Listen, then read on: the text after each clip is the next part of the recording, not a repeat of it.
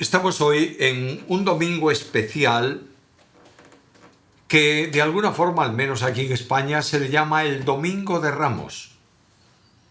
Porque en este día hay personas con palmas, ramos en la calle, celebrando el acontecimiento de la entrada de Cristo en Jerusalén.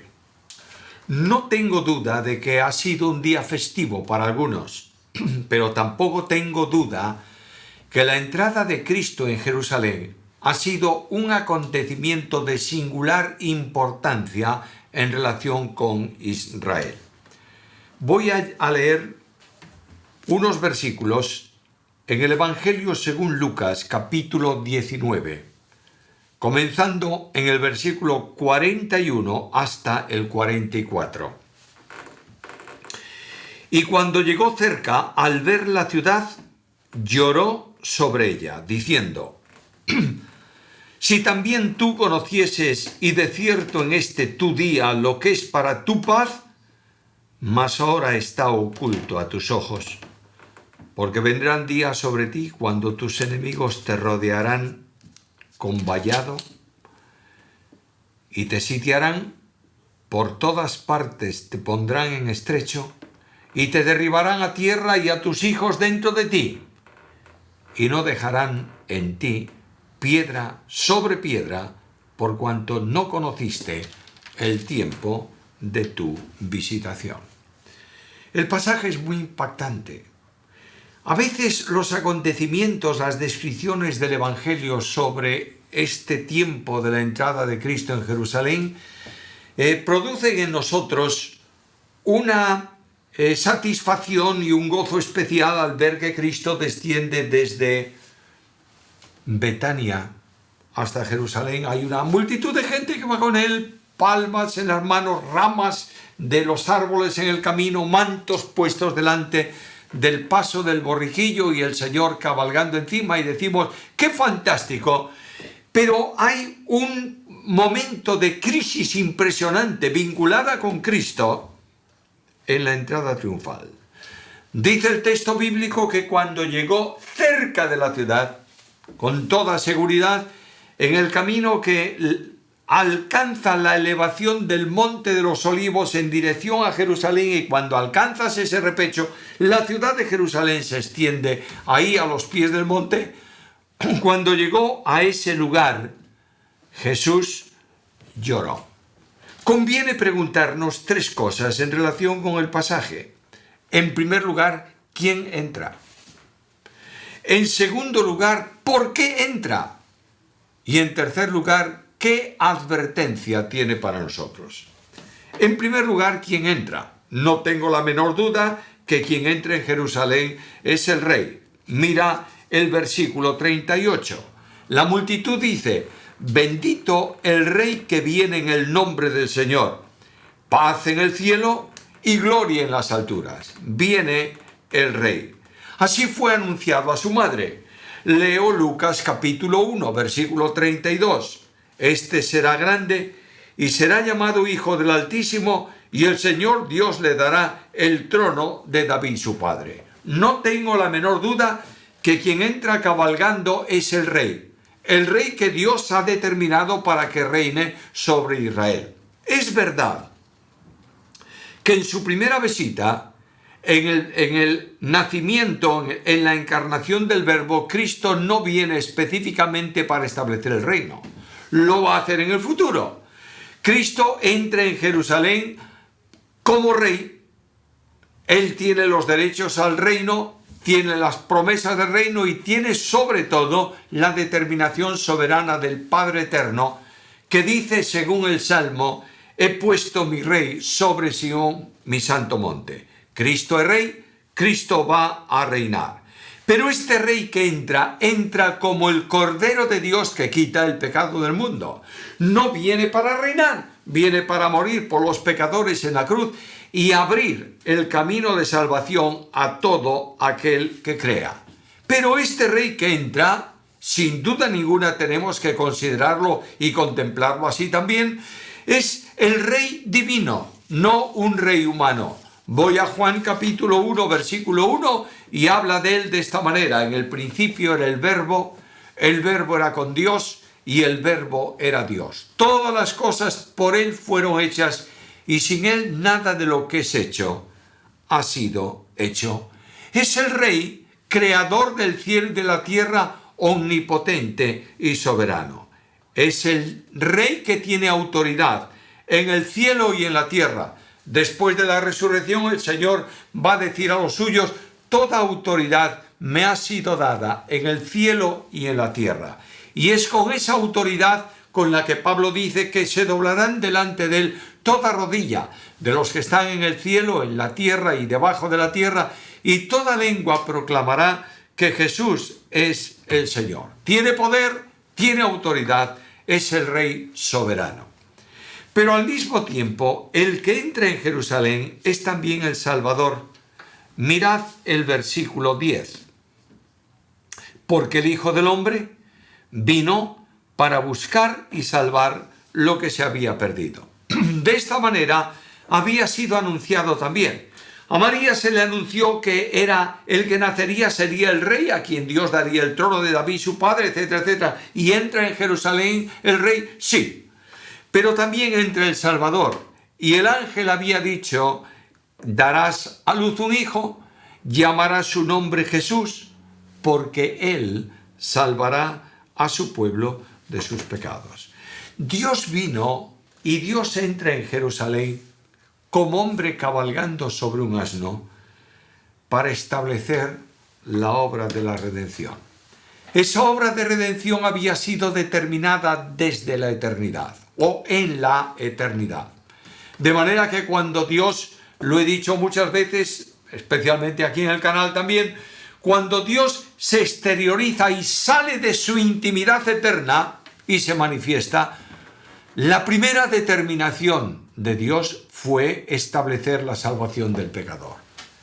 Quien nos salvó y llamó con llamamiento santo, no conforme a nuestras obras, sino según su propósito y la gracia que nos fue dada en Cristo Jesús antes de los tiempos de los siglos. Lo puedo decir de otra manera. Sabiendo que habéis sido rescatados de vuestra vana manera de vivir, la cual recibisteis de vuestros padres no con cosas corruptibles como oro o plata, sino con la sangre preciosa de Cristo, como de un cordero sin mancha y sin contaminación, ya destinado desde antes de la fundación del mundo. Por tanto, antes de ninguna operación divina, de omnipotencia creadora o cualquier otra manifestación, Dios determinó salvar al pecador. Y esta determinación divina tenía un tiempo para la ejecución de la obra, y el tiempo había llegado. El Cordero de Dios iba a ser muerto por los hombres, y el camino de acceso a Dios estaba abierto. ¿Sabéis a dónde voy? Y sabéis el camino. Juan capítulo 14 y versículo 6. Los discípulos tenían un problema interpretativo de la profecía en relación con el reino. Miremos el versículo 11. Oyendo estas cosas, prosiguió Jesús y dijo una parábola por cuanto estaba cerca de Jerusalén. Y ellos pensaban que hablaban del reino de Dios que iba a manifestarse inmediatamente. Ellos pensaban que el reino de Dios, en la esperanza mesiánica, se iba a manifestar en ese momento. Pero Dios tiene un programa y un proyecto para la salvación. El tiempo había llegado y, como Pablo dice en Gálatas capítulo 4, versículo 4, cuando vino el cumplimiento del tiempo, Dios envió a su Hijo, nacido de mujer, nacido bajo la ley, para que redimiese a los que estábamos bajo la ley. La salvación hace posible la entrada no de los judíos al reino, como ellos pensaban, sino de todos los creyentes a lo largo del tiempo. Cuando voy a Colosenses capítulo 1 y versículo 13, leo aquellas palabras: que hemos sido librados del poder de las tinieblas, del poder del pecado, y trasladados al reino de su amado Hijo. Entra el Rey, entra, pero entra también el Salvador. Y algo más, entra también el siervo. Así se anunció proféticamente la presencia de Cristo entre los hombres. Así decía el profeta: he aquí mi siervo. Como siervo entra para terminar, para culminar la obra que el Padre le había encomendado. Leemos en el capítulo 17 del Evangelio según Juan: Padre, he acabado la obra que me diste que hiciera. Tú me has enviado para una obra, me has dado un tiempo para hacerla, el tiempo se ha extinguido, la obra ha concluido. Solamente falta una cosa: que yo dé mi vida y ponga voluntariamente mi vida en propiciación por los pecados del mundo, para que los hombres puedan ser salvos. No es posible una dimensión más grande de amor. Aquel que tiene los derechos a reinar porque es rey, aquel que viene al mundo como Señor de señores, es también el que va a dar voluntariamente su vida por cada uno de nosotros. El trabajo del siervo es enormemente difícil y complejo. El trabajo exigía pasar por aquel lugar del lagar de Getsemaní, donde la angustia se manifestaba. Era necesario que pasase por el momento del sufrimiento físico en los juicios y en el pretorio. Era necesario que pasase por el tremendo suplicio de la cruz y de la crucifixión. Y era necesario que pasase por el sufrimiento espiritual más profundo que hombre alguno puede imaginarse, cuando, desamparado del Padre a causa del pecado que portaba él como cordero inmolado, tiene que decir: ¿por qué me has desamparado? La obra se completa. La cruz viene. La cruz expresa el momento supremo de la entrega incondicional del Señor y la manifestación del amor de Dios en forma personal e individual. En Gálatas capítulo 2, versículo 20, el apóstol Pablo termina diciendo al final de ese versículo: el Señor me amó a mí y se entregó a sí mismo por mí. Este es el que entra. En segundo lugar está ¿para qué entra? La entrada de Cristo es misión de paz. Versículo 42. Si también tú conocieses y de cierto en este día lo que es para tu paz. Cristo viene para realizar la paz. Jesús dijo a los suyos en Juan 14, versículo 27, la paz os dejo, es decir, la paz con Dios la dejo terminada, realizada. La paz os dejo, mi paz os doy. Esta paz de relación con Dios produce en nosotros una absoluta libertad de toda la responsabilidad penal del pecado. Voy a la carta a los Romanos, en el capítulo 5 y versículo 1, y leo estas palabras: justificados pues por la fe, tenemos paz para con Dios por medio de nuestro Señor Jesucristo. Por la fe en Cristo, Dios nos declara como si fuésemos justos. No hay ninguna responsabilidad penal de pecado que nosotros tengamos que cancelar. Y el alcance de esta paz la podéis encontrar en la carta a los Romanos, en el capítulo 8, versículos 31 al 34. ¿Qué pues diremos a esto? Si Dios está por nosotros, ¿quién contra nosotros? El que no eximió ni a su propio Hijo, sino que lo entregó por todos nosotros, ¿cómo no nos dará también con él todas las cosas? ¿Quién acusará a los escogidos de Dios? Dios es el que justifica. ¿Quién es el que condena? Cristo es el que murió, más aún, el que también resucitó, el que además está a la diestra de Dios, el que también intercede por nosotros. Nosotros experimentamos una situación de transformación de vida tal que ya no hay ninguna ofensa que tengamos que cancelar en cuanto a deuda de pecado, porque Cristo la llevó sobre sí al morir por nosotros. ¿Qué trae como consecuencia? Voy a la profecía de Isaías en el capítulo 32, en el versículo 17, y leo que la paz produce reposo y seguridad para siempre. Lo que éramos antes hijos de ira a causa del pecado, pasamos ya a la condición de hijos de Dios Y en Juan capítulo 1, versículo 12, leo estas palabras. A todos los que le recibieron, esto es, a los que creen en su nombre, les dio potestad de ser hechos hijos de Dios. Ahora, la paz con Dios tiene una proyección horizontal y es paz de relación con los hombres. La paz que nosotros recibimos es la paz personal de Jesús.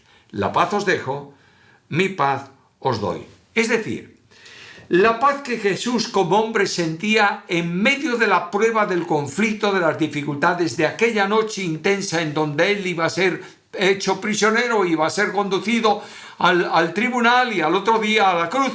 Esa situación tremenda de tensión que el hombre no podría entender, hay paz en el corazón humano del Señor Jesucristo. Y esa paz, ¿qué es la paz de Cristo? Se disfruta por cada uno de nosotros cuando vivimos a Jesús. La vida cristiana no es hablar de Cristo. La vida cristiana es vivir a Cristo. En Filipenses capítulo 1, versículo 21, el versículo favorito para mí de toda la Biblia, dice con toda claridad que Cristo es nuestra vida. De manera que ahí el apóstol Pablo está diciendo, para mí, el vivir es Cristo. Y esta es la manifestación también de la eterna unidad de todos los salvos en Cristo Jesús. En Efesios capítulo 4, versículo 3, nos exhorta el apóstol a mantener la unidad, el vínculo de la unidad del Espíritu que Él ha hecho de cada uno de nosotros en relación con Cristo. Ahora, el creyente que vive la paz de Cristo es convertido en un pacificador. Tenemos que preguntarnos si somos pacificadores. Pacificador no es simplemente aquel que procura poner paz entre las personas, lo comprende también. Pacificador es aquel que busca la paz y la sigue. De manera que un creyente que vive a Cristo es un creyente que siente profunda paz en su alma, que no hay circunstancias externas que puedan llevarle a una situación de tensión, que mientras el viento ruge fuera, mientras el turbión de la tempestad se desencadena contra él, él puede sentir profunda paz en su alma. Como dice aquel viejo antiguo himno, en el seno de mi alma una dulce quietud se difunde embargando mi ser, una calma infinita que solo podrán los amados de Dios comprender.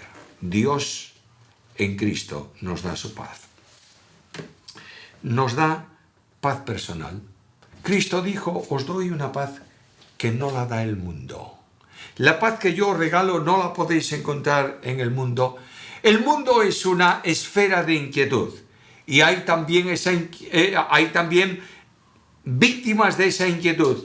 Muchos creyentes en el tiempo de hoy, creyentes inquietos porque tienen turbado el corazón. Cuando la paz de Cristo entra en la experiencia de vida cristiana, el creyente siente profunda tranquilidad espiritual porque está viviendo la paz del Señor. Y cuando esto ocurre, el temor desaparece. Ahora, no podemos olvidarnos de la advertencia que encontramos en ese pasaje. Volvemos nuevamente a él, al texto de Lucas capítulo 19 que leímos al principio. Abrimos de nuevo el pasaje, Lucas capítulo 19, la entrada de Cristo en Jerusalén, y ahí dice el Señor: «Oh, si también tú conocieses en este tu día lo que es para tu paz, mas ahora está oculto a tus ojos». Las palabras del Señor son impresionantes. ¿Por qué? Porque está hablando de la última oportunidad que la ciudad de Jerusalén y los habitantes de Jerusalén, en este sentido, tenían de una experiencia de paz. La necesidad no es saber que Dios nos da paz, es conocer la experiencia de esa paz a nivel personal. Saber que hay personas tal vez viendo este programa en el canal, esta reflexión en el canal, que no tienen paz porque no tienen a Cristo en su vida. Y yo quiero decirles que esta es tal vez, acaso, tu última oportunidad. El Señor te está invitando a que ahí donde tú estás, digas: Señor, te necesito, perdóname y sálvame. Y Dios acepta al que viene a Cristo y lo recibe por la fe. Y la paz de Dios se hace paz en el alma del creyente y puede disfrutar de la experiencia única de aquellos que tienen a Cristo, que es vivir la paz con Dios y vivir en ellos la paz de Dios. Los problemas pueden ser conquistados también para los creyentes que están inquietos en la medida en que vengan al encuentro del Señor y lo reciban en su vida en plenitud. Es decir, permitan que el Espíritu Santo de Dios reproduzca a Cristo en su vida. Cuando tú vives una vida en donde Cristo no es el núcleo, no procures la paz porque no la tienes. La libertad espiritual que te conduce a experimentar también la paz la da Jesús.